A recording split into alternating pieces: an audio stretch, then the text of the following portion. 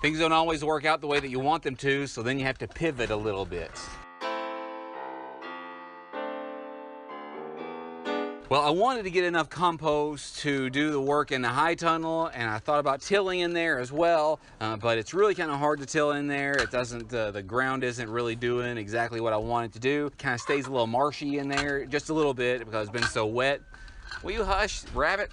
Here, I'll move that up. Maybe that'll make it a little easier. Not getting the water as fast as it wants it. It's kind of obnoxious right in my ear. Whenever that happens, you've got to pivot. Pivot! Pivot! And change a little bit. So what I'm going to do is, even though this compost isn't quite as ready as I would like it to be, I'm going to take some of this compost in these buckets, and I'm going to start working one row at a time. So I've got what? 7 buckets here, and then after I get done with this, I'm going to take it, I'm going to put it in the high tunnel on my first row. That's the northernmost row, and then we might do something else after that. So first things first, I need to gather it up and put it in these buckets.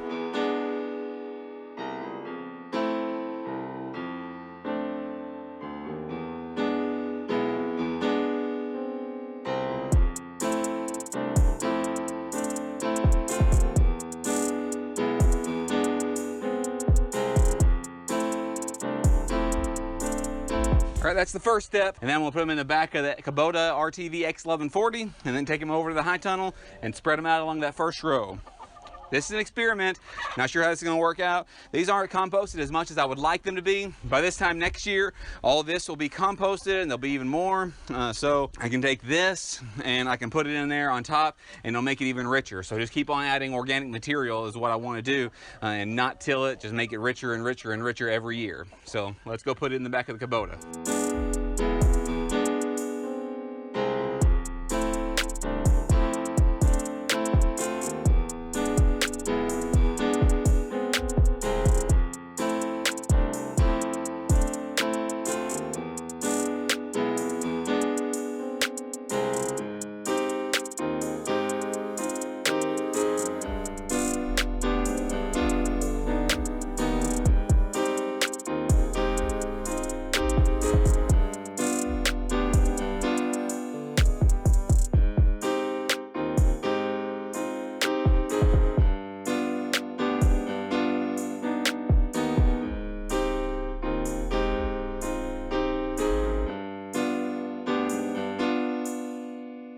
So I don't know how well you can see this behind me, but the ground does not really look that great. I was trying to level it out a bit with the tiller and try to get some of these weeds, but it didn't work out quite that well. That was kind of a sign from heavens above that I didn't need to do the tilling anymore. That instead of this, I'm going to use no-till. So what I'm going to do is I'm going to take this compost over here and I'm going to scatter around this first row here, and then I'm going to go get some mulch here in just a second and scatter it on top of that.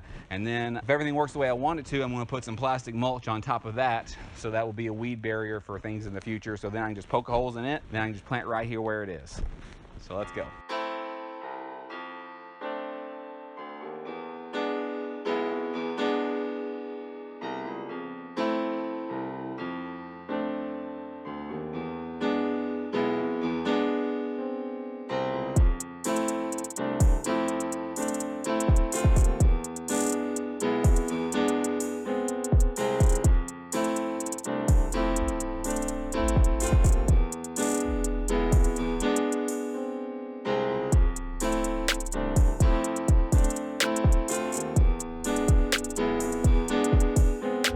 So I probably should have got about 2 or 3 more buckets. I still can, I might. With what I started up here, we'll go ahead and get the mulch. Let me come down here and show you and then bring it over here.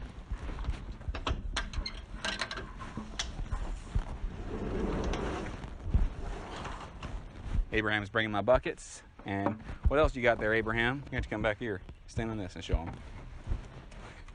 Okay, right there, that's good. What do you got there? Flowers. Flowers? Why? Does Mommy love flowers? Because Mommy loves flowers. So I moved these composted wood chips over here, I don't know, a few months ago actually, probably before it got very cold for any snow on the ground. I moved them over here from our wood chip pile. Let me show you over there. Now this pile used to be something really amazing. We probably got 50, 75 loads of wood chips brought right over here. The electric company needed the trees trimmed in the area underneath the power line, so they brought them over here, and I've been using it. It's also got some big stuff in there too, but that's okay. That stuff will compost eventually as well. That's still biomass too. I moved it over here so I could take it inside the high tunnel and use it for stuff. But let me show you how it looks. On the top here, it's just kind of light brown, but that's because the sun's been beating down on it and everything else. But you move that back and look how nice and dark brown it is and composted. You see? Look how beautiful that is. And it's all composted. It's been here a few years now. That, in addition to this other compost, will all provide organic material. And if I don't mix it in, then I can just kind of dig a little bit down there and plant it in the soil, and that'll all provide some good soil amendments. And I'm not going to put it, look how it just holds moisture. Look, it kind of compresses together. Oh, it's good. I'm not gonna be able to put it thick enough in order to keep weeds, to suppress weeds, so that's why I'm gonna use another weed suppressant as well this year, and ultimately I might not need to do that. This is just what we gotta do for now, because we're still in the process of trying to be self-sufficient and get everything here in the homestead and done right here. But until then, you know, we're gonna have to work on some things, and we're gonna be building the soil up. It's gonna get better and better and better and better every year. Ultimately, it's just gonna be so amazing because it's just gonna add topsoil and a lot. It's gonna rot and gonna provide more stuff in the soil and all this comfrey and all these other things. It's gonna be really wonderful. So let me just get a few buckets and start bringing it inside.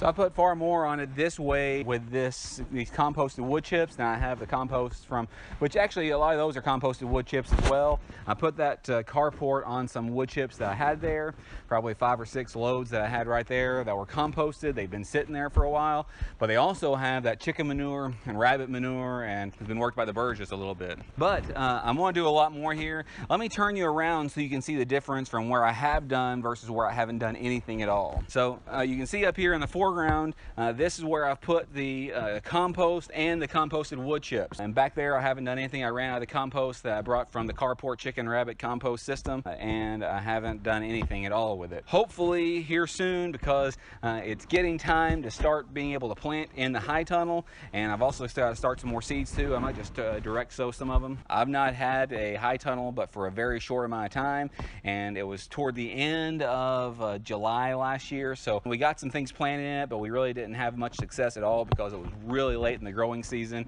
and we had so many other things going on as well. But here it is, and this is going to be great. We're going to keep on adding to it, and this plastic is supposed to last about 4 or 5 years or so.